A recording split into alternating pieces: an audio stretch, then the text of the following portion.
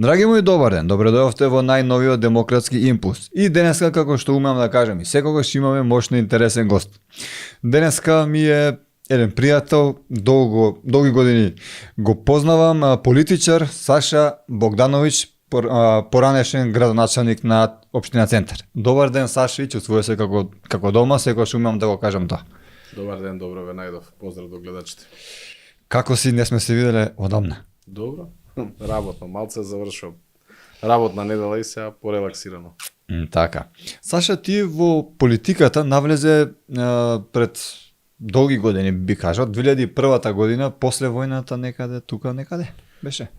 Па имам поднесено апликација за членување на септември 2001, ама тогаш имав 16 години, значи активен станав 17 мај 2003, точно кога наполнив 18 години. Тогаш и официјално добив книжка. Така. Инаку твојот родител бил бранител во војната. Подполковник во пензија, за време на војниот конфликт 2001 беше мајор, односно командант во одбрана на Скопје, командант за оклопни единици. Иначе претходно редовно си работеше во армијата на Република Македонија. Така. Пред да започнеме, би сакал да те запрашам дали сакаш да одиме на ти, дали на вие? На ти. На ти, така. Саша, првата твоја функција во редовите на СДСМ, и зошто баш СДСМ? Дали според убедување или некако фамилиарно, например, од татко, дедо? Како започна таа приказ? Во семејството кај нас секогаш биле лево ориентирани и некако, татко ми војно лице и нели наследно од стара Југославија, JNA, скоро сите војни лица беа на некој начин поблиски до идеологија која што беше наследник на СКМ или Сојузот на комунисти на Македонија или СКЮ, Сојуз на комунисти на Југославија, и нели СДСМ се декларираше како партија која што е наследник на и продолжител на таа идеологија, и некако сите мои блиски другари во околината, бидејќи живееме во војни згради, најголемиот дел беа симпатизери, активисти, членови на СДСМ. Значи, така. Многумина те доживуваат како доктор. Заради тоа што има средно медицинско, несуден доктор би рекол, несуден доктор. Зошто баш политички науки, ти многу се вложи во политиката, дури, како што спомнав, политички науки не на некој приватен универзитет, него на државниот, на Свети Кирил и Методи. Но имам некаков впечаток, може би е тоа мое мнение, не знам дали го делиш и ти мојот впечаток, а тоа е дека ти си сериозно вложил години и образование во политиката, но не ти се сега за сега доволно дало од другата страна. Завршив средно медицинско, по некое влијание, да кажам, повеќе на мајка ми, бидејќи она е микробиолог. И кога ќе заврши средно, што се вика да имаш некој занат, бидејќи многу често се запишува во гимназија, општо, каде што после мора да завршиш факултет, за да имаш некоја струка, вака со средно медицинско веднаш можеш да почнеш да работиш. Да. Но едноставно по завршувањето не ме влечеше повеќе медицината, се префрлив на правен, политички науки, многу имав голема желба војна академија, ама тогаш во тој период немаше, бидејќи војна академија на неколку години се вршеа уписи и немав тогаш можност да се запишам, бидејќи немаше воопшто ни конкурс, така да продолжив на правен факултет политички науки, завршив и потоа се поврза и со моето политичко дејствување. Имаме некоја си слична приказна, само што не продолжи политички науки и дедо ми беше подполковник, но во МВР и јас сакав да се запишам средно политичко, но тогаш немаше таа години, така да се заврши така. Исто, Да, слично. Кажи ми, голем љубител си на домашни миленици и воопшто на животни. Знам од мои извори, не знам дали е вистина или не, можеш ти да ни потврдиш дека кога си бил градоначелник на Центар, може би и сега, многу животни, кучиња, мачки, си вдомувал по згради, дома и така натака, ги храниш, ги чуваш, посебно во тие зимски денови. Но зошто мора да е тоа така? Зошто мора ти и неколку, за жал, поединци кои се во градот, малкумина сме, дали сме на една рака, на пример, зошто нема некоја институција тоа да го стори и во твое време и сега, на пример? Исто така, лајка, се надам дека се согласуваш дека не е доволно во тој контекст. Ај ќе почнам од крајот. Значи, што се однесува до лајка, во изминатиот период, односно во периодот кога бевме ние градоначалници, навистина се вложи многу. Тогаш за прв пат секоја општина почна да одвојува во однос на својата големина и бројот на жители средства за функционирање на лајка. И тогаш мислам дека се направија соодветни услови, недоволни, значи треба да се зголемат тие капацитети, но за прв пат лајка залечи на едно нормално прифатилиште за кучиња скитници. Што се однесува до негата, односно на миленичиња, да, тука беше, да кажеме, некоја моја желба и идеја, а од друга страна па имав и доста колешки кои што навистина е, да кажам, добар дел од времето поминува и во тие здруженија и во, да кажам, покренување на одредени постапки, процеси, давање на идеи како да се подобрат условите, односно третманот на кучињата, мачките, скитници и така натака. И тогаш ние бев директор на ПОЦ како една општествено одговорна, Ќе говориме и за тоа. Да, компанија, започнавме една активност каде што правевме кукички, бидејќи пред секоја зграда си има некои локални домашни миленичиња и така да ги наречам, кои што граѓаните ги чуваат, но они обично кога ќе дојде зимно време нема каде да се загреа, да се стоплат и тогаш ние правевме некукички од стиропор, па направивме некој така за исхрана, па покренавме иницијатива за собирање на средства за вакцинација или ред други третмани медицински, да кажем, ветеринарни што треба да ги имаат. И најдоброто нешто што беше да се вдомуваат. Значи, ние тогаш, како предпријатие, одвоивме еден простор за да имаме едно наше милениче и бидејќи ние како семејство имаме така еден поголем двор во Куманово, таму одведовме неколку тие кучиња кои што до ден денеска таму функционираат. По потоко си од Куманово? Па, фамилиарно да. Јас сум иначе роден во Словенија. Да, цел живот сум во Скопје, во Куманово. Би се согласил или доколку те дефинирам југословен. Живе во Македонија, по потекло Србин, роден во Словенија, Југославија во мало. Така е на некој начин. И така ми е некако погодено и друштвото. Секој е различен и баш добро функционираме. Така е. Како помина општина Центар во твое време? Би можел да ни одвоиш некои твои проекти кои си горд и денешен на тоа? Како општина Центар, еден од крупните проекти беше завршување и изградбата на основното училиште Киро Глигоров во населбата Капиштец, значи во тоа време. Општина која што односно населба која што најгусто населена во Македонија немаше свое сопствено основно училиште, него децата одеа во Песталоци, Кочарацини, поминува по неколку улици, што е недозволено. Значи, ние успеавме со најголем дел наши средства, дел од кредити, да го завршиме основното училиште и да биде едно најмодерните, до ден денеска најмодерно училиште во Македонија. Тоа е еден од најголемите капитални проекти, потоа е капитален проект е градинката, ние започнавме при крајот на 2021. Тоа е градинката во Пролет, значи тоа е резултат на тој еден мораториум што ние го направивме, односно ревидирање на деталните урбанистички планови, каде што во 9 ревидирани урбанистички планови избришавме некои 14.000 квадрати за градба, бидејќи реално и сите ќе се сложат дека и сите тоа го кажуваат, но ретко некој дека постапуваше во тоа прашање. Скопје, посебно центарот на градот, се гуши од се што тоа е изградено и многу малце простор е оставено за нешто што е општествено одговорно или нешто што е општо добро. И тоа е новата градинка во Пролет, која што е веќе завршена. Јас сум горд што ја започнавме и завршиме со сопствени финанси, значи без да земеме кредити да ја задолжуваме општината, и тоа е еден резултат на едно домаќинско работење, каде што не сме трошеле пари за небитни работи, него на вистина нешто што треба. Во општина Центар беа асфалтирани и реконструирани 27 улици, едни од поголемите се Ѓуро Ѓоновиќ, значи Орце Николов, која што е по сите можни стандарди, бидејќи гледаме какви немили настани се случуваат, каде луѓе пребрзо возат, па имаме трагични ситуации. Пробајте тоа да го направите на Орце Николов. Добро, не може има легнати полицајци така натаму. Да, не можете да го направите, бидејќи на секои неколку метри имате еден вид на елементи кои што треба да ве успорат.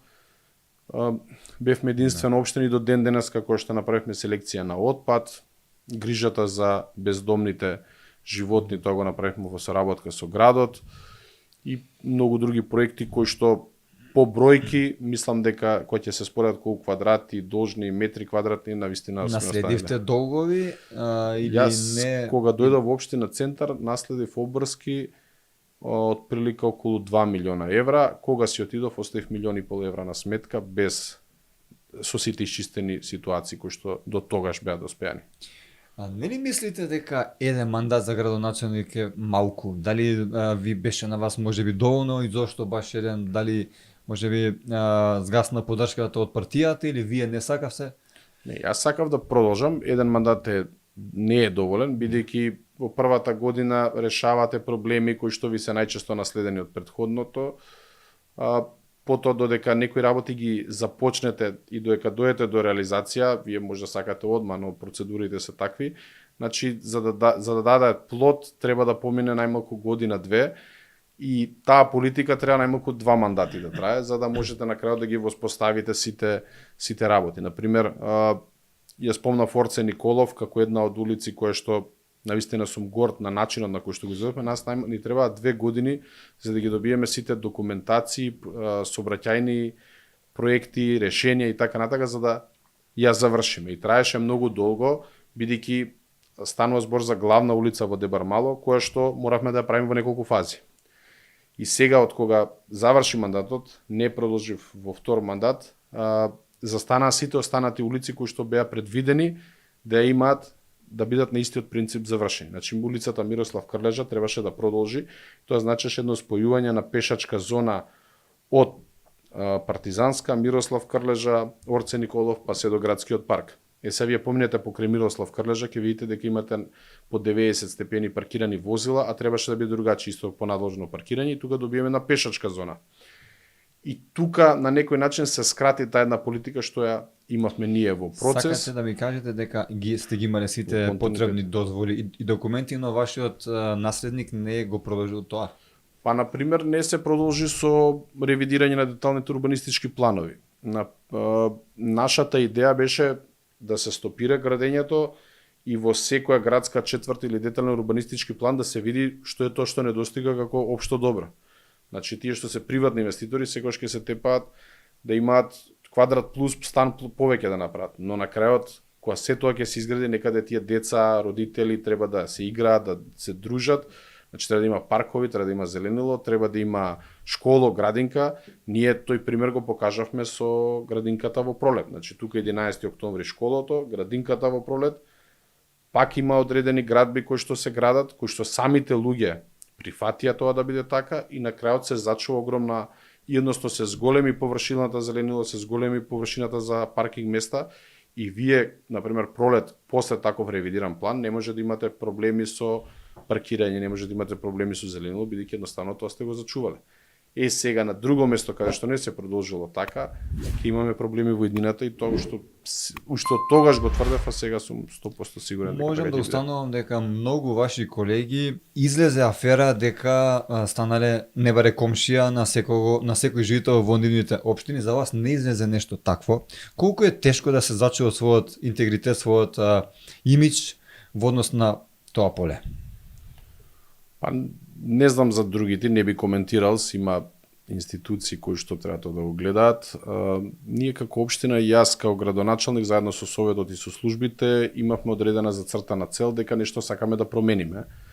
И најчесто тој муабет или што се кажува после завршување на секој мандат е кога имате енормно градење од некои претходно донесени детални урбанистички планови. Ние бевме единствена општина која што рековме стоп за градењето и ставивме тоа беше одлука позната во јавноста како мораториум, односно мораше правно формулирано е одлука за неизвршување на детални урбанистички планови, се додека не се ревидираат деталните урбанистички планови. И едноставно почнавме со кратење, дисциплинирање на самите објекти, приватни државни парцели, каде што самите граѓани одлучуваат што сакаат да имаат. Значи, ако во приватна парцела граѓаните сакаат да имаат објект стамбен, деловен, и на тоа се согласат сите, ние тука не може да се мешаме. Но на државното земјиште инсистиравме тоа да биде нешто што е општо добро. Школо, градинка, паркинг, зеленило, паркче и така натака. И да имавме малце подобра соработка, мислам дека ќе направивме ревидирање на сите останати планови, успеавме да ревидираме 9 урбанистички планови, тоа се некаде намаливме за градба околу 14.000 квадрати, што кој ќе пресметате и во износ огромни средства, но тоа беше политика и воопшто ние како функционери не се мешавме на комисијата, на архитектите кога ги цртуваат тие планови. Можам да кажам дека за прв пат после оние срамни планови 2011 и претходно што се носени во 3-4 после полнок, сега прв пат беше вклучена и јавноста, и медиумите, и самите жители, и сите планови најголемиот дел беа донесени едногласно, без разлика на позиција и опозиција.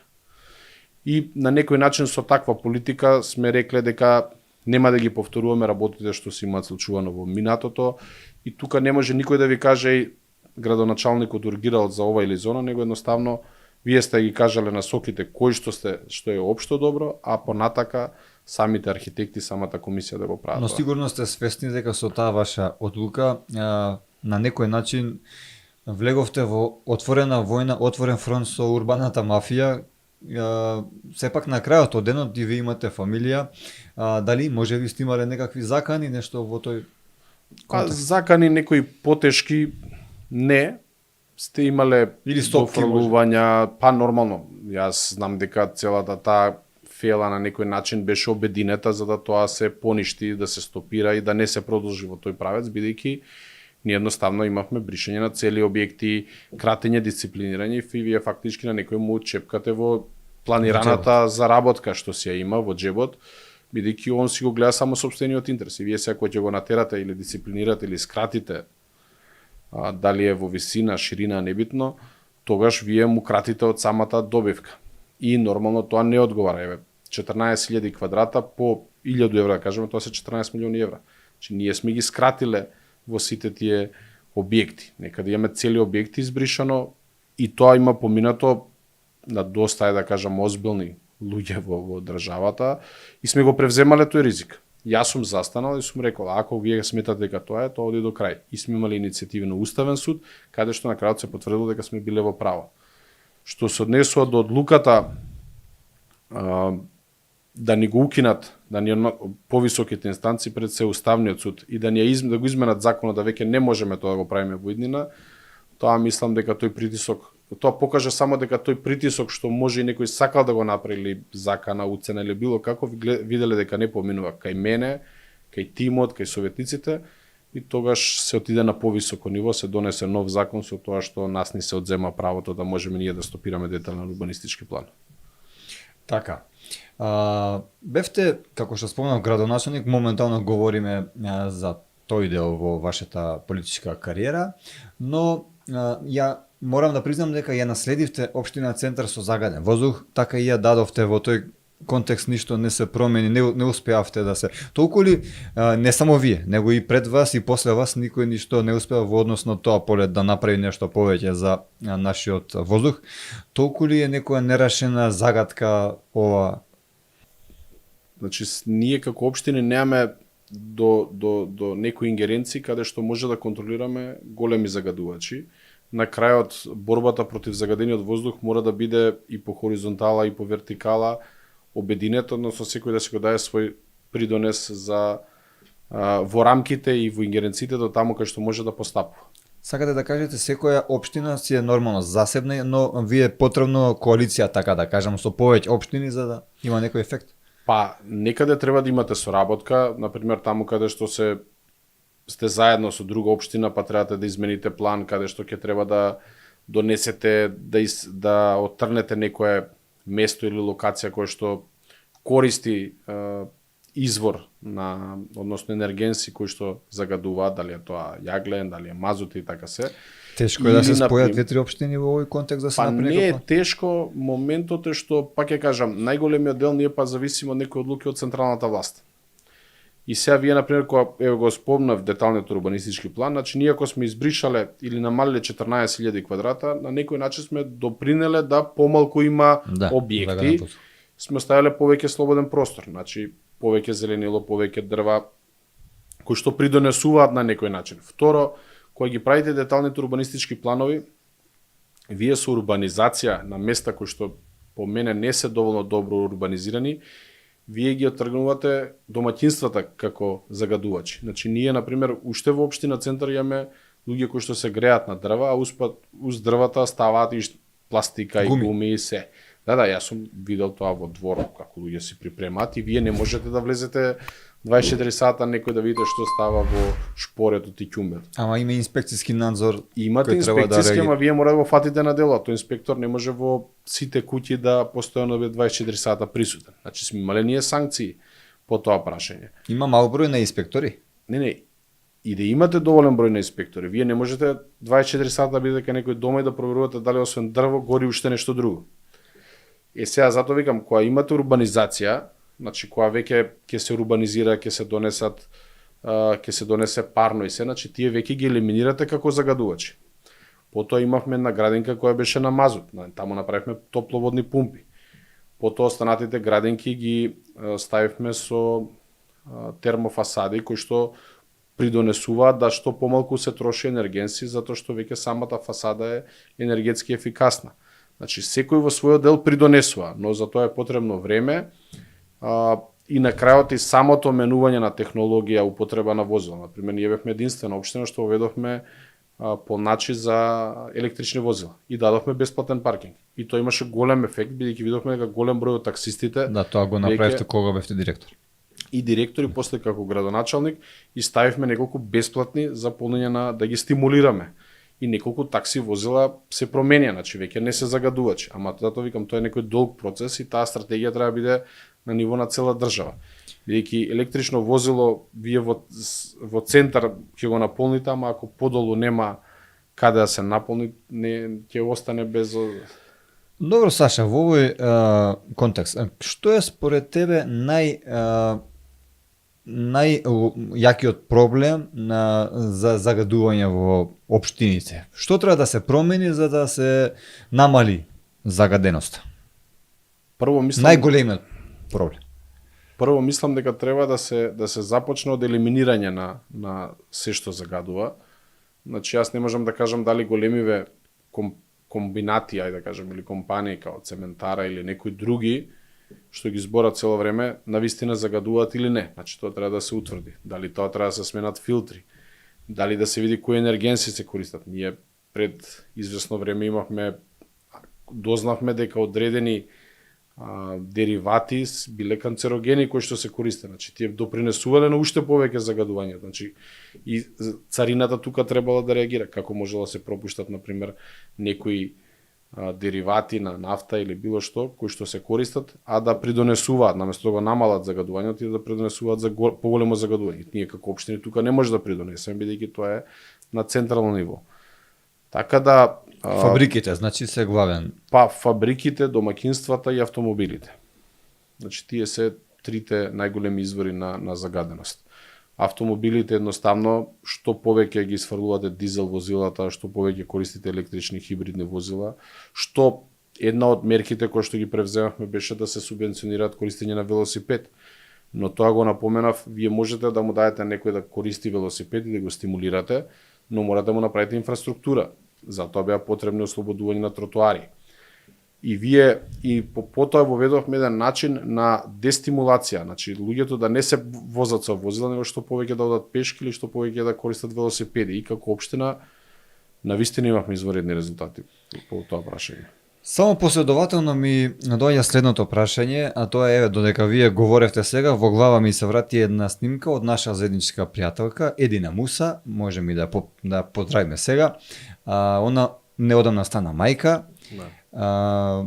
Имаше видео како не може да помине со количката на тротоар, па мораше да води по небезбеден пат, така да. Што мислите, ова постоело од секогаш, но кога веќе ќе му се стави крај, зошто не му е ставено крај, кој е виновен? Видете, на крај ќе се стави прво кој ќе се заврши тој процес да сите улици кои што исполнуваат услови да имаат пешачки зони, значи не зборам за оние нормални мали тротоарчиња, него кај што ќе имаат простори за движење на пешаци, велосипеди, мајки со колички така натака, што го спомнав примерот со улицата Орце Николов, како што е сега завршена Ленинова или Аминта трети, како што се Народен фронт каде што имате широки тротоари и високи тротоари, значи најбитно е високи за да не може да се качите со возило, тогаш мислам дека во најголем дел ќе ги елиминирате можностите некој да паркира, но секогаш некој може да залута, тогаш тука следуваат пајак служба, санкции и така натака. Најголем проблем во тој дел на санкционирањето, бидејќи ние за секој сообраќајен прекршок сме зависни од полицијата. Значи ние ако немаме асистенција од полиција, тогаш не може да постапите. Значи го гледате дека сторил прекршок, треба да почекате да дојде полиција. Баш имаше пред некој време исто една снимка каде што човек што се паркира со Порше джипка на Боемска, па искача човек вика дека е од оваа управа, дека е тоа полициско, службено, па на крајот не го креваат, ама вие сте зависни од полицијата да постапи. И мислам дека само со зголемување на казни, луѓето ќе се одвикнат од тоа. На крај излезе дека тоа видео, тоа возило не било полициско, но сепак така беше кажано. Било на човек кој што било обезбедувано од полиција, ама тоа е приватно возило. И да е полициско не сме така се паркира. Освен ако е некоја задача полициска која што баш таму треба да застане. Ама тоа е... Знаете како, ние во овој контекст, и јас и вие, сме луѓе нормално, секој греши, некогаш ни ја дигнал пајак колата, претпоставам и на вас. Во овој контекст знам информација, може вие да потврдите или негирате дека и вие, иако бевте градоначалник на Општина Центар, висок функционер на СДСМ и директор на Паркинзи Центар, сепак си плативте казна како никој градоначалник, обично барат врски, си плативте казна во пајак.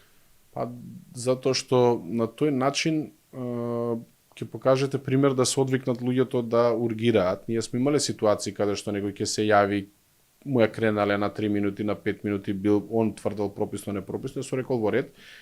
И на крајот ќе кажаме води за емисија колата, ќе му ја пратам сметката, и он ќе кажа зошто си платил, па така и после не се јавувал.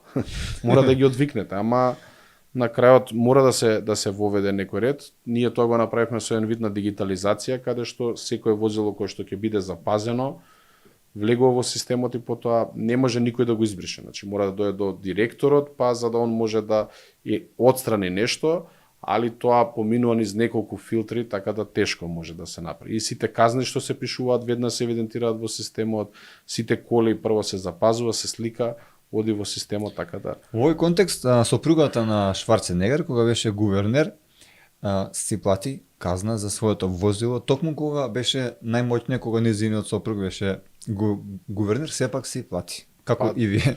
Треба да покажете пример на некој начин. Вие го формиравте јавното предпријатие сега веќе Паркинзи Центар. Општина Центар, да, Паркинзи. Општина Центар. Дали сте задоволни во моментов како функционира тоа? Тоа е на некој начин ваше чедо? Па, јавно предпријатие Паркинзи на општина Центар уште одамна имаше правно започната постапка, но никој не ја заврши до крајот. Јас кога дојдов како градоначалник на некоја полуформа на формирање и ние само продолживме да ги завршиме сите оние процедури кои што се потребни со изработки на нови систематизации, подела на сектори, изготвување на сообраќајни решенија, набавки на возила за бележење, пајак специјални возила, добивање на сите документации кои што се потребни од МВР, град Скопје и така натака. И тоа можам да кажам дека пред некој време баш бев во Паркинзи за да се извадам налепница за нашето возило, бидејќи нели сите жители на општина Центар, зависно од каде живеат, имаат повластена паркинг карта и гледам дека од тоа што сме го започнале доста е напредувано. Тоа предпријатие има уште многу работи кои што може да ги надгради за да даде уште поквалитетни услуги за граѓаните на општина Центар и ми е криво што освен градското предпријатие останатите општини, посебно што се поголеми како Кисела вода, Карпош, Аеродром, па можеби Ѓорче Петров, Бутел не си направија сопствени Тоа е одлична идеја. Сопствено предпријатие, зошто? Бидејќи поделбата на ингеренциите меѓу град Скопје и општина е дека сервисно стамбените улици ги управува, ги стопанисува, чисти, одржува општината. А вие најчесто на тие места имате сообраќајни прекршоци за земање на територија, односно простор кој што е за движење за пешаци, тука треба највеќе да реагира. И вие сега во Центар тој проблем го немате. Ако некој ви го попричи движењето, се јавувате во пајак службата, има и апликација каде што сликате и праќате и доаѓа и полиција и луѓе вработени од ПОЦ и веднаш санкционираат. Во друга општина морате да молите да дое градски паркинг. Значи имате проблем. Во општина Центар има некои улици кои се подудараат со општина Центар, значи ПОЦ и пајак на град Скопје. И ваму се и таму се не е многу средено во тој контекст, но тоа се неколку, тоа не е, ама во глобала функционира како што треба, таму и многу ве почитуваат во ПОЦ. Па генерално се направи некој ред, например се одреди паркинг места за станари, сепак морам да кажам дека и тоа е една голем предизвик за Војдина, бидејќи веќе една стамбена единица или куќа веќе не е по едно возило, него веќе имаат по 2-3 возила, а треба да се инвестира во нови паркинг места, во нови катни гаражи и здравје Боже некош кога ќе имам прилика, дали лично, дали јас да сугерирам на некој, имам предлог локации места каде што мора да се изградат катни гаражи за да, ајде да кажам, тие возила си го најдат местото, тоа е на место кое што е баш за паркирање, за да не ги оставаат возилата по тротоари. Саша, сами ми ја отворивте темата, ајде сега со вашиот одговор, не би можел да ја прескокнам, а не ни сакам,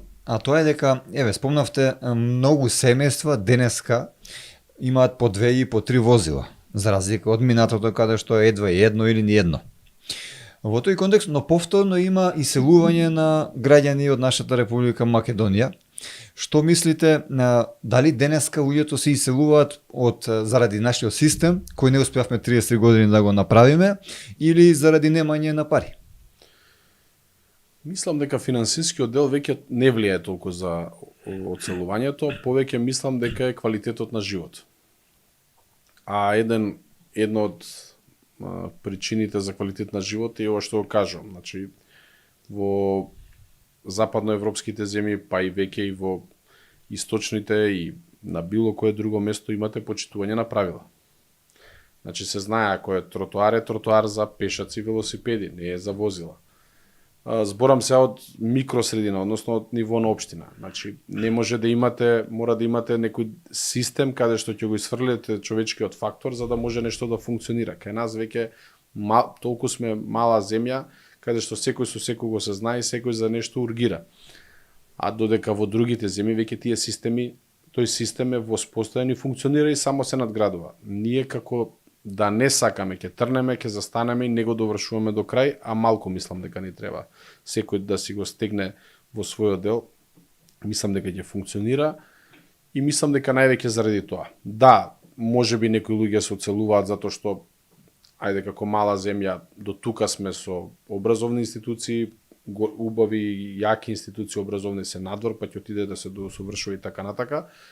но некако не се нуди, не донуди доволно општеството или системот да човек уште повеќе продолжи да се унапредува. И плюс ова што кажа квалитет на живот. Ја имам многу пријатели кои што се надвор, кои што едноставно се навикнати и почитуваат. Дури знаат да ме изненадат, например, ќе застанеме и они чекаат, например, да се упали зелено за да поминат, и тоа е кај нив дефинирано. Кај нас тоа уште знаеме да претрчуваме, да поминуваме и така натака. Ама мораме тоа да го смениме. Ама не ни се враќаат тие луѓе што студирале во странство или што ќе се иселат, а многу информации говорат од власта, дали оваа, дали вашата гарнитура, говореа дека што еве 2 фамилии, 3 фамилии успеавме да вратиме, колку се помалци се комични, дали вие верувате дека некој успеавте вие политичарите, мислам не вие, него политичарите да вратите, или мислите дека се тоа некакви фоскули? Добро, може има од Германија или има луѓе, јас познам луѓе што се вратиле, кои што на пример таму работеле и дошле тука инвестирале. Пензионерски денови или? Па не, има и јас познам на моја годиште луѓе што се вратиле, ама мале бројот. Мислам да не се лажеме, ако отишле 100 се вратиле 10, значи 1:10 е соодносот. Одлично, јас не познам, ама што вие така велите, ви верувам. Јас имам другари кои што се врати и на вистина успешни се. Еви 10 сепак е добро. Да. Значи му веруваат новој систем што, како што спомнавте, сакаат да градат тука фирми, сепак. Па најлесно им е зошто? Затоа што веќе и на запад животот станува поскап.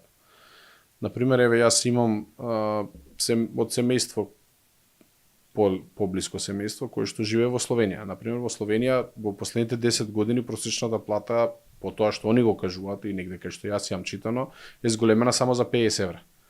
Што е, а трошоците се зголемени за многу повеќе. И сега имате проблем каде што словенците се оцелуваат во Австрија, Швајцарија, Германија, а луѓе од Балкан, од остатокот од бивша Југославија, Италија, Македонија, Србија, Босна, Хрватска одат во Словенија. И ќе видите дека и таму, ајде да кажам, Словенија е еден пример, секогаш ќе кажуваат у позитивна смисла, зелена, чиста, средена држава. Јас сум и роден во Словенија. Да. И ќе видите дека и таму веќе не тече мед и млеко, него едноставно не оди напред, до тука било и тука застанало. Сакате да ми кажете ние да го дојдеме до таму, да дојдеме до тој систем до Словенија, ние сме многу отидени напред. Сакате да ми кажете дека се ува има од секоја држава, па и од Словенија дури.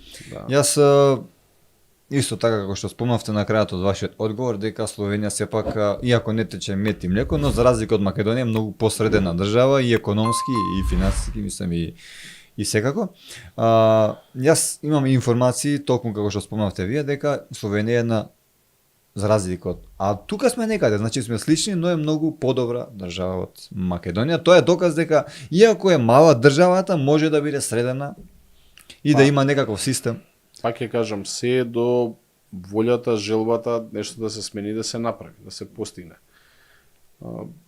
Јас еве, ќе го земам примерот на новоизградената градинка и новоизграденото училиште. Значи, јас во комуникација и во Словенија и со дел од локални самоуправи, они, например, немаат постигнато, еве, градинката ќе земам, кај што сме употребиле материјали од се што е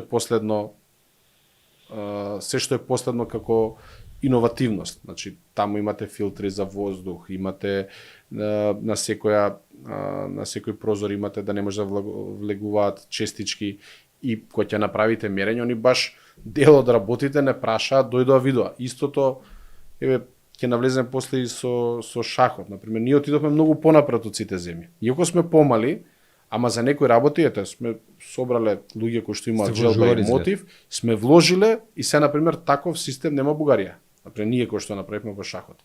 Ама ако секој си го направи во својот домен, ја мислам дека за многу брзо може да ги стигнеме. Еве, например, спомнавте шахот, вие бевте председател на Шаховската федерација своевремено. Така, една мала држава како што е Македонија, не сакам да навредам или некој погрешно да ме свати, но мала, но тоа не спречува да бидеме средени и да биде се како што треба. Една мала држава како Македонија можеме многу да просперираме во шахот. Претпоставувам дека зошто па и да не бидеме прваци на светот, заради тоа што тука има многу умови во однос на заради тоа што шахот се игра со памет, со ум. Да, шахот, еве ќе ви кажам пример. Значи, ние имаме можда едно од најскромните буџети, што ни го дава државата. Ама ние сме се потрудиле, сме донеле доста општествено одговорни компании, го введовме шахот како изборен предмет во основните училишта и тие општествено одговорни компании на некој начин се виделе еден вид на реклама, публика, викаат на фудбал, на кошарка трошиме огромни пари, овде со минимални средства допираме до децата, посебно тие кои што прават, произведуваат нешто кој што најчесто го се служат децата, тука се па и родителите. И сега вие, ако имате од 30 дечиња кои што сте имале по училиштата за шах, се имате 300, па тој број расте од ден на ден. И тоа даде резултати да, например, на ние на Олимпијадата, каде што имате учество од Индија, Кина, каде што имаат пред огромен број и на квантитет и на квалитет, ние освоивме сребро. Браво. Добивме еден од клубовите наши, доби златна медаља од Обединети нации, пак во борба со Индија, Кина, Америка, Русија, Турција, кај што има стварно и кај што се вложил многу во шахот, ние добивме златна медаља за проектот Шах во школа и нас не дојде представник од Шаховската федерација и од Обединети нации, кој што ја доделија златната медаља за успехот. Значи, луѓето дојдоа и рекоа, ние во Америка не можеме да го спроведеме вашиот принцип. Значи, во многу држави не можеме да го спроведеме шахот во школи, вика, затоа вие како држава, како пример, на кој начин, бидејќи, ајде да кажам, направивме цела една методологија, како успеавме сето тоа да го направиме. Така да, може оваа држава да испорача резултати, само треба во секој сегмент во нашето друштво, секој да си го направи своето. Добро, Саша, еве сега значи спомнавте дека сте воделе Шаховската федерација. Има и многу други, например, директори, претседатели на федерации кои имале успех. Но зошто кај нас мора секој некој кој има било каков успех подоцна да се смени од одредена политичка гарнитура. Еве, например, вие сте биле во тоа најдобро, зошто едноставно не сте продолжиле да го правите тоа што го знаете, што сте се покажале, и исто така сте били и како градоначалник. Ми спомнавте дека сте сакали да останете. Зошто мора да има промени и на крај буквално вие нешто ќе почнете, после вашиот што ќе ве наследи, тоа не го продолжува, он нешто друго и на крај каша попара. Па тоа е малку лошо кај нас и мислам дека тоа прашање го потегна и некои од градоначалници, па и луѓе што се бават дали со здруженија и федерации и спортски клубови, дека најмалку треба од 6 до 8 години да се посветиш на одредена дејност за да дадеш смер и да дадеш сигурнија и да кажам иднина.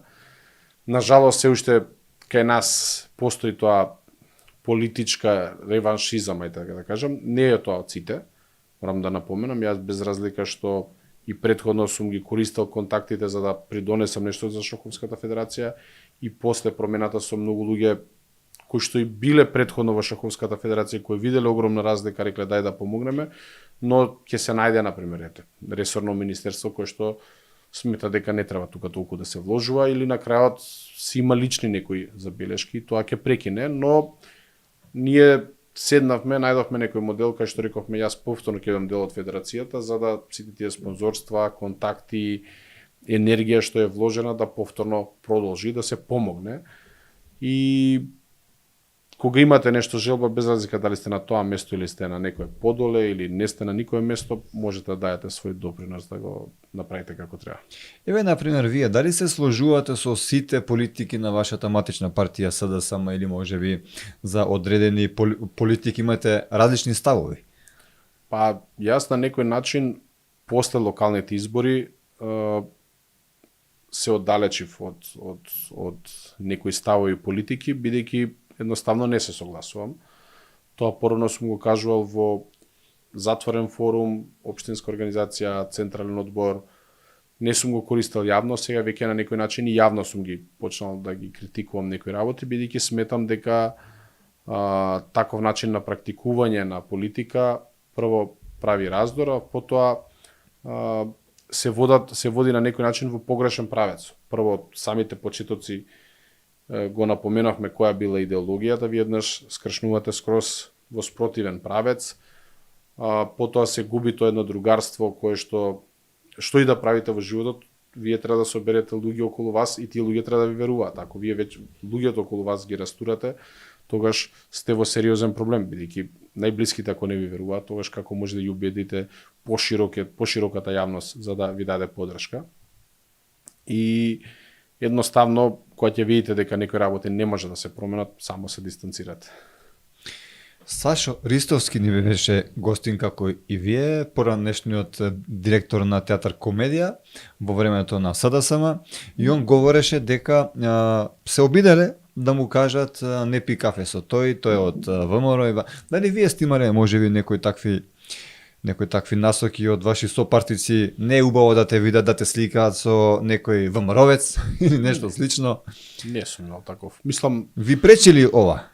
Мислам дека може некој да се деси да каже, мене лично не. Мислам дека сум се изградил како личност, да од 18 години сам сум донесол одлуки, тоа е благодарение на моите родители кои што правиш до 18 си наша одговорност, после до 18 сам си носиш одлуки и некогаш и на сопствените родители сум се спротиставил, што се вика што те одгледале, затоа што си проценил, па макар и да погрешиш, ама знаеш ти си ја донел таа одлука и ти си сгрешил.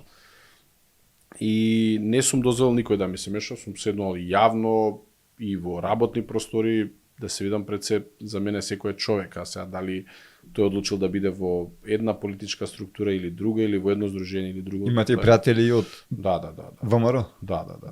Мислам, тоа е исто порано кога деца, можда ние навивавме за работнички, од после железничка за МЗТ и тогаш не сме ни сакале да преминеме, ама тогаш сме биле деца. Сега, например, можда повеќе ќе се дружиш со некој од аеродром или па ќе чекаш да помине утакмицата, па ако си изгубил или победил, едва чекаш да се или да примаш удари,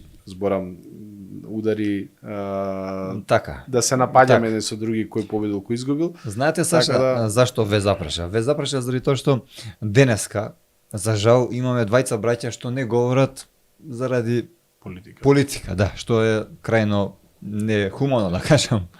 Не убаво, затоа и ве запрашав дали сте имале некакви насоки, нешто таква работа. И кога сте биле, например, градоначалник, дали се обидувале нека врски да се фаќаат, например, нешто таква работа? Само ќе се надоврзам претходно, мислам дека не е како порано. Порано беше ептен онака наоштрено едно против друго, дека овие се леви, овие се десни, или овие се црвени или плави и не може да се мешаат. Сега не е до толку. Постои пак тоа, може со тоа или не можеш или некој ќе каже, ама тоа е се до индивидуата кој ќе прифати. Мене не ми било пречка, напротив, мислам дека многу повеќе успеси сум правил, кој ќе сум седнал па за некоја политичка расправија, може да ќе слушнеш и нешто квалитетно. Што се однесува до прашањето за врски, знаете како, се обиделе ли? Мала е државата, мала е градот, секој со секого се знае, секој за секого се јава кога има мака. Дали е тоа за болница, не дај Боже, дали е за школо, градинка, али пред се тоа, пак ја кажам, има одредени критериуми каде што може да се помогне, има каде што стварно не може да се заврши работа. И нормално е да ви се јава, да ги усмерите, да ви кажат. Најчесто луѓето и кога ќе слушнат од некој од службениците, повторно ќе побараат средба. Јас сум имал случај каде што ќе побараат средба со градоначалник затоа што сметаат дека на крајот вие ќе успеете тоа да го завршите, а вие и да сакате да помогнете, пак ги прашувате истите службеници дали тоа може да се заврши. Значи, ама пак луѓето што се вика секогаш до последен момент, нормално. Ние на средби со граѓани едно време ни се случи дека после неколку недели веќе истите луѓе ни се повторуваа. Значи, вие сте рекле ова не може или ќе проверите и ќе утврдите дека не може, ама повторно луѓето се трудат. Ќе пробуваат преку пријатели, преку луѓе, ама може да се помогне до таму кај што може, негде кај што не може, тоа е. Имам информации за еден поранешен градоначалник на СДСМ во општина Карпаш. Избегнува средби со граѓаните имал некоја тајна врата каде што одел си играл Дота, во лептокарија, додека го чекале луѓе, но нормално дека вие не може да гарантирате за ваш роден брат, не па за некој сопартиец, чисто да споделам некакви информации. Во овој контекст сакам да ве запрашам, Саша, дали, например, повторно би се кандидирале можеби за градоначалник? Дали ве привлекува ја? Јас и тогаш кога не ја добив поддршката, кажав дека имам многу недовршени работи и идеи кои што сакам да ги спроведам пред се во општина Центар. Имам амбиција, имам желба, и ако имам прилика, секогаш ќе бидам спремен да истрчам за да добијам поддршката. По тоа што сум гледал на анкети како стојат, бидејќи сепак мора да направите одредено испитување, гледам дека довербата ја имам и тогаш кога заминав беше единствена општина која што остана во рацете на СДСМ после, ајде да кажам, сите општини се изгубија и градот Скопје само во Центар успеа да се победи. Од тогаш натака веќе и тој капитал, ајде да кажам, политички веќе го нема во рацете. Но добро. Например, доколку не ја добиете поддршката од вашата партија, дали можеби би се кандидирале самостојно? Па, на почетокот, мислам или пред малку... Максим успеа и сам. И Стефче Јакимовски. На почетокот напоменав дека јас малку се јам дистанциран од политиките на СДСМ. Од после локалните избори и после некое време веќе не сум активен и политички би се активирал нормално во разговор со одредена политичка опција која што нормално и нив ќе им одговараат моите заложби и идеи, нормално и мене би ми одговарало тоа што таа политичка опција. Сакате да ми кажете, би се кандидирале како независен кандидат на одредена политичка гарнитура која би била најблиска со вашите ставови? На некој начин, да. Така. Не би ви замериле од СДСМ, доколку тоа не е СДСМ? Па, може да се замерат, но јас во одреден временски период сум му кажувал за некои работи дека не се движат во правилна насока и на крај например, еве, може ли да спомнеме кои се од тие од прилика работи што ви сметале во редовите на СДСМ кои се направиле, кои вие би мислеле дека тоа се наспротивно од желбата на граѓаните?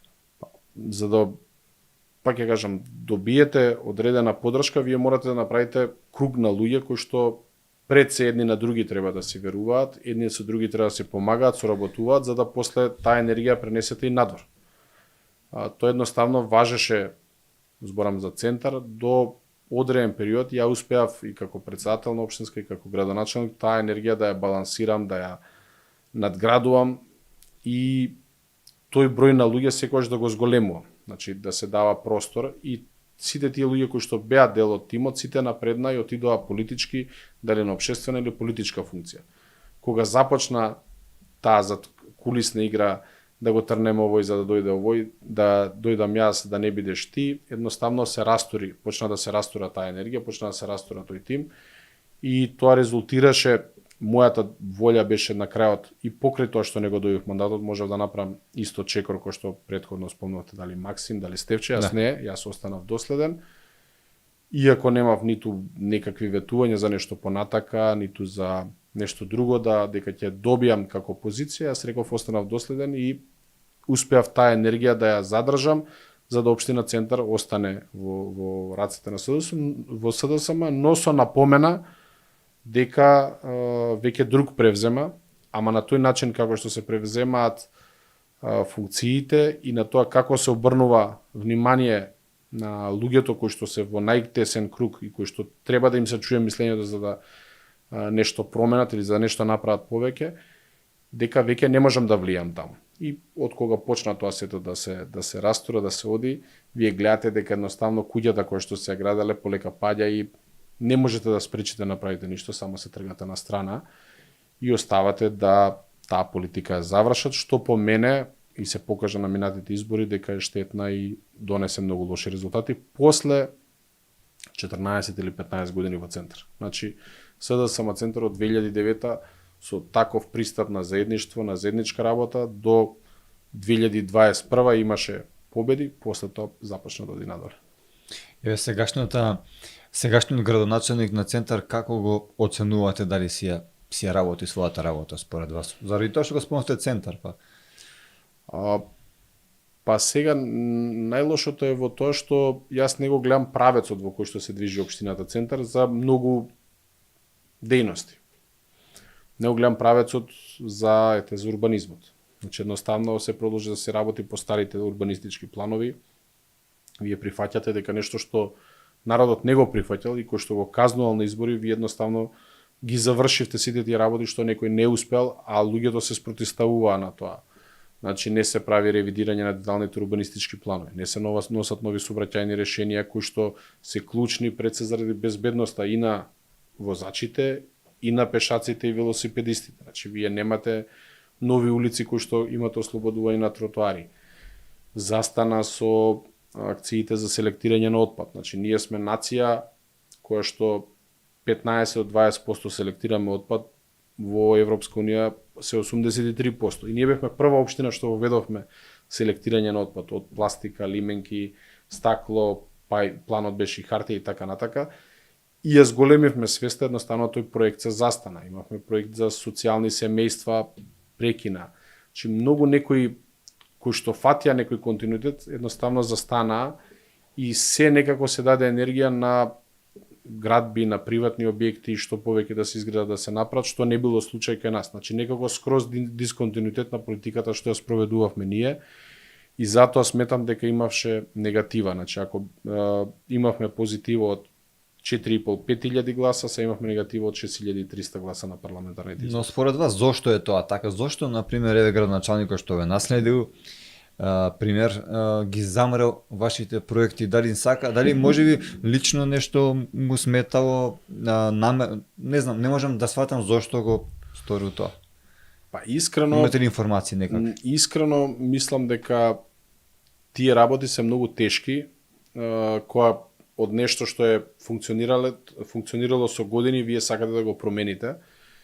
И за тоа треба многу енергија, труд, трчање по институции за да го постигнете тоа. Значи вие за да изградите една градинка треба да измените план, па требате да определите буџет, па да распишете план за јавни набавки, па да распишете тендер и така натака. Значи тоа трае процедура од 2 до 3 години. Ама или го правите или не го правите. Некако ова се некои инстант потези и одлуки за нешто што е брзо, значи од денес за утре, а не нешто што ќе остане трајно. И мислам дека ја нема таа енергија, барем така ја изгледам од страна, барем и по тоа што е постигнато до сега, и едноставно се оди по линија на помал отпор. Ние која правевме, например, Орстен Николов, ние највеќе револт и отпор имавме од самите граѓани.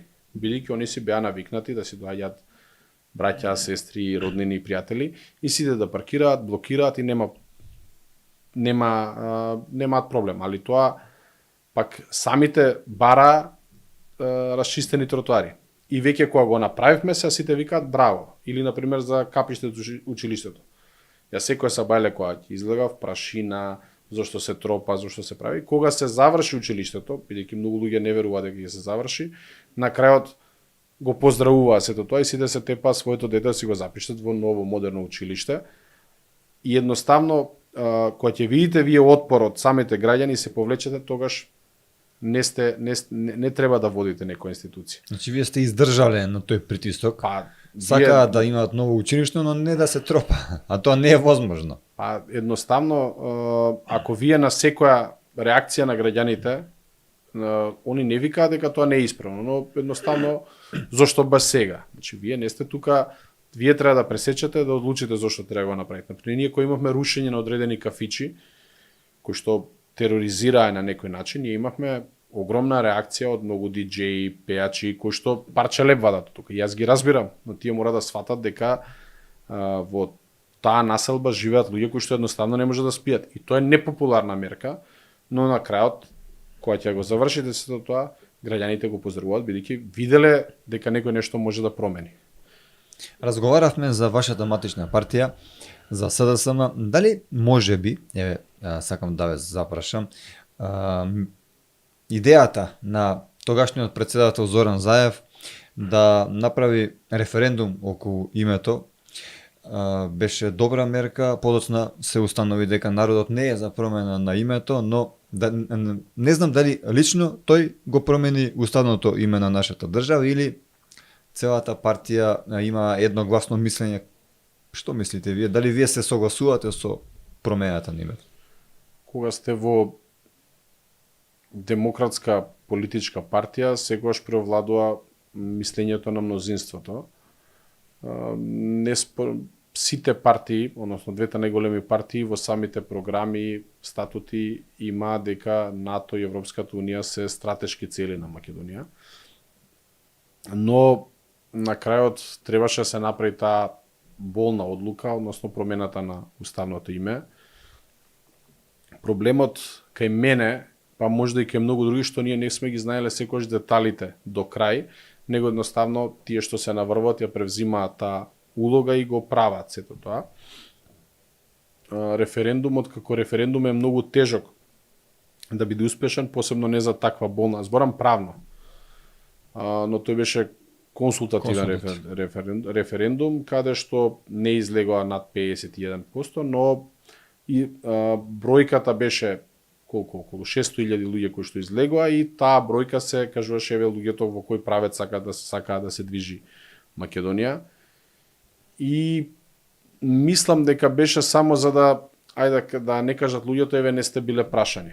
На крај луѓето се праша, формално правно не успе референдумот, али на некој начин се користеше тој елемент дека еве мнозинството одлучи, иако имаше дел што бойкотира, дел поддржува. Тоа беше замка. И опозицијата на крајот немаше некои јасни ставови, освен некои кои што јавно повикува да не се излегува и да се бойкотира.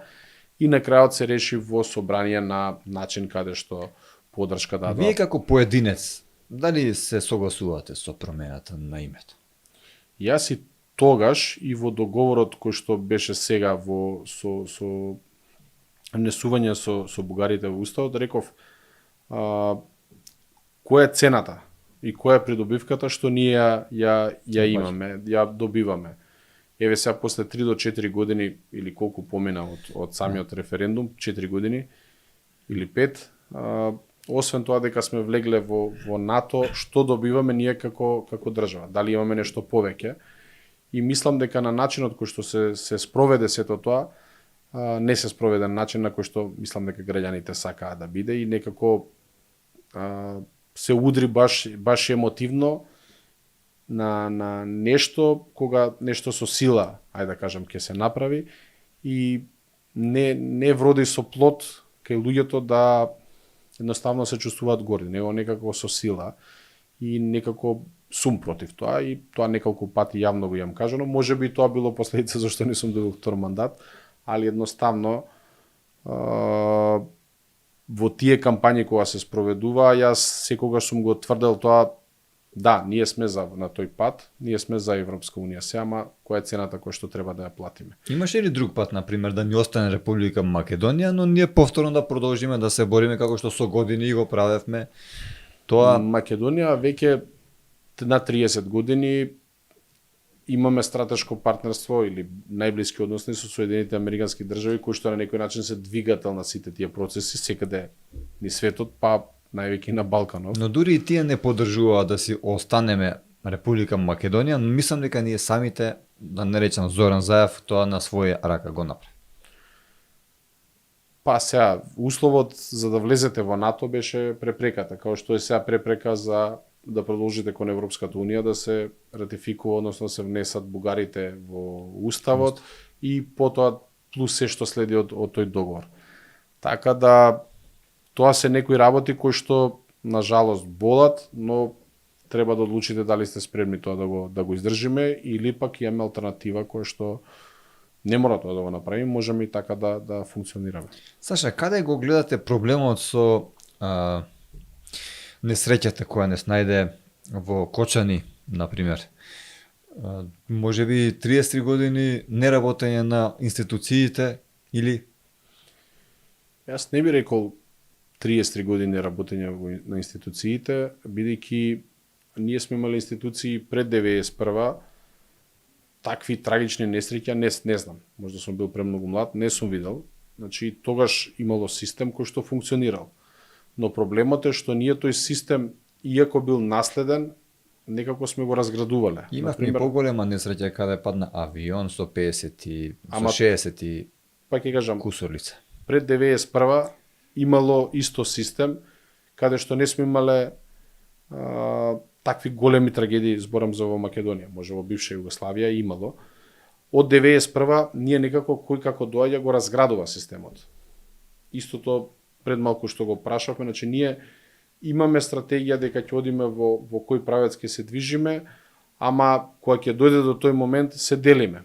Вие се вакви или оние се онакви и никако немаме заземено јасен став кој држава дали чекориме во тој правец или не чекориме. Истото е за системот. Значи, никој не го спомна тоа, ама во 2012 година беше укинат тој технички прием што го правеше државата.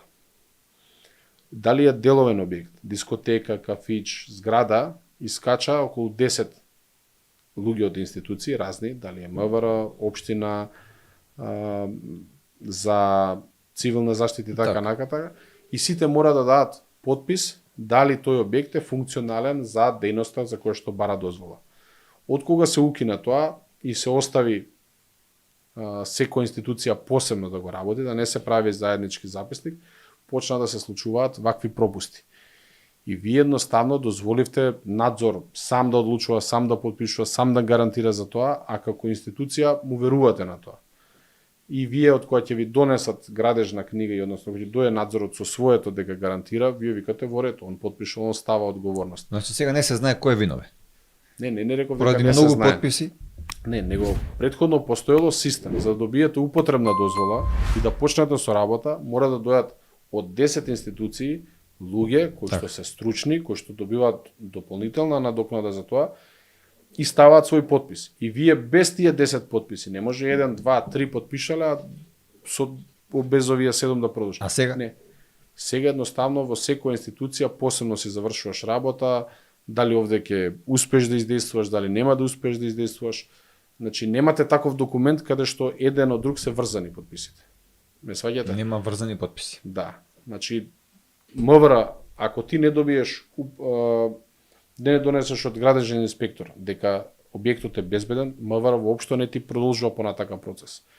А ти се општината ќе успеш да добиеш некој документ, па посебно ќе добиеш овде, па посебно и на некој начин ќе ја избуткаш цела работа или пола имаш, пола немаш и функционираш.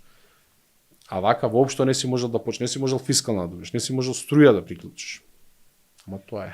Дали според вас е во ред да настрадаат обезбедувањето и човекот што продал карти на рецепција, а да бидат на слобода градоначалници и началници, освен што ги променија од нивните функции, како што, например, сменија неколку началници. Дали вие гледате во овој обид на власта, на сегашната власт, искрена желба, дали се трне конечно против криминалот или не? Што се однесува до Кочани, по мене, мислам дека на време се реагираше. Имаме доста приведени, многу луѓе се опфатени во истрагата и сега зависи кој каде реагирал, постапил или не постапил. Вие тоа најдобро ќе си го каже самата истрага. Тоа што некој е на функција како градоначалник можеби покренало одредени процеси за кои што ние не сме запознаени за одземање на лиценца или постапување нешто, ама не го знаеме. Бидејќи вие ако имате нешто што сте го добиле претходно нелегален пат, тоа треба да го докажете, па има второстепени комисии, судови и така натака. И тоа се докажува во одредени постапки. Луѓето што се во обезбедувањето и на карти, они имале некој директен контакт, односно директна одговорност. Значи, они едноставно, нивната улога била воопшто да не допуштат толку број на луѓе и воопшто да има и малолетници. Значи, они се тие кои што се одговорни, бидејќи сега во сите било каков настан да правите, секогаш имате приватно обезбедување кое што треба да биде лиценцирано и кое што треба да се грижи да биде бројката таа, да се почитува законот, да нема малолетници, да не се точи алкохол и така натаму. Значи, тие биле директно инволвирани заедно со газдата кој што е одговорен за сопствената куќа или објект. Не кажувам дека другите кои што се на позиција, дали се инспектори полициски вакви или онакви, не треба да имаат одговорност, но тоа треба да се докаже во одредена постапка. Овие луѓе мислам дека баш директно биле засегнати и они биле баш одговорни за безбедноста на самиот објект. Така. Добро, Саша, но имаме исказ мој личен пријател, каде што ми вели што работел шеф на обезбедувањето во дискотеката своевремено, не за време на настанот, каде што ми вели јас лично мал милион пати сум сеал во таа полициска станица да пријавам дека има малолетници, ми велат како не ти е срам, тоа таму го вадиш лебот. Што да говориме понатака кога имаме вакви искази каде што според него, јас не сум видел, но според него МВР не си ја работел својата работа. Затоа треба да се истражи до крај. Значи, претпоставам ако пријавил на 192, таму разговорите се снимаат и треба да се види дали навистина тоа било така или на кој начин се реагирало. Ако има навистина такви пропусти, тогаш треба санкции да има и за тие кои што тоа го дозволувале. Не знам, пак ја кажам, не сум упатен за да знам во истрагата кој што каква одговорност има. Јас, например, секогаш кога сме имале постапки, ние сме делувале до таму кај што не биле ингеренции. Например, сме затварали и кафичи, и клубови, но, например, тоа е проблем кој што некој над вас или некој што е одговорен, па не ја спроведу до крај. Например, ние сме затвориле објект и нас не кинат лента, тоа е кривично дело. И ние ќе поднесеме кривична пријава, они отвараат, утре дента продолжуваат да работат со друга фирма. Сега вие, тоа е чисто изигрување на законот, значи вие го затварате објектот од кој што има гласна музика, од кој што се действуваат нелегални действија и така натаму. Значи вие го затварате објектот, дали сега се вика Петко, Станко, вака или онака, значи вие го затварате, од таму излегува нерегуларноста. Значи, вие го затварате објектот, вие кинат лентата, вика, ама тоа е за... Вие морате да напишете на решението фирмата или кој што е носителот. Ама они утре дента отвараат на друга фирма. И вие кога поднесувате кривична пријава, поминува со некоја парична казна, која што они ја вадат за еден ден, за една забава. И едноставно пред луѓето испаѓате дека сте немоќни да се сузбиете со тоа. А луѓето не го познаваат тоа и веќе се лутат на вас. Ние имаме ситуација каде што рушиме објект голем, зафаќа дел од јавна површина и тоа е кривично дело. Значи секое градење без одобрение, спротивно на одобрение и тој што гради и тој што е инвеститор треба кривично да одговараат. Така. И ние поднесуваме, прво ги молиме сами да си го отстранат објектот, не постапуваат и на крајот веќе мора да постапиме. Ние имаме тоа што зборовте закани, значи ние имаме луѓе кои што добиваат телефонот инспектор, па му се јавуваат, па му кажуваат, па прво сугерираат, немој тоа да го правиш, па имаш фамилија, имаш деца. На крај го ќе каже да, ама јас морам градоначалникот запна тоа да се заврши, мора да се исчисти. И вие имате проблем кај што тие луѓе потоа немаат кривична одговорност. Значи, ние сме го отстраниле објектот, сме го исчистиле местото, сме го вратиле во состојба која што треба да биде, едноставно нема никаква одговорност, никој не одговара. Односно покренато обвинение, никој не го вика на распит, никој не одговара, тој утре може да ви се свети. И затоа многу луѓе што треба да извршуваат, едноставно санкционираат, кои ќе видат дека понатака не продолжува процесот на санкционирање, односно да се добие казната која што треба да се добие, тоа што многу луѓе па и губат волја да се борат понатака. Саша, мислам дека опфативме голем дел од тоа што ми беше замислено за денеска. Ми преостанува само да ти се заблагодарам што ми беше гостин и се надевам и верувам доколку прифатиш повторно да не бидеш гостин. Имаме уште многу теми. Уште еднашка да ти се заблагодарам и се надевам дека ќе прифатиш. Благодарам, се надевам, тука сум секогаш кога ќе имате потреба или кога ќе чувствувате дека треба ме повикате, ќе бидам достапен. Моравме да завршиме сепак со Кочани, заради тоа што моравме да го спомнеме. Тоа е една болна тема за како ни функционирал системот долги години и затоа нашите ценети гледачи ги интересираше и ова прашање. Благодарам. Драги гледачи, тоа беше Саша Богдановиќ, а нормално ако ви се допадне ова видео, овој наш подкаст, треба да притиснете лајк и да го споделите како ви дошло до што поголем број на луѓе.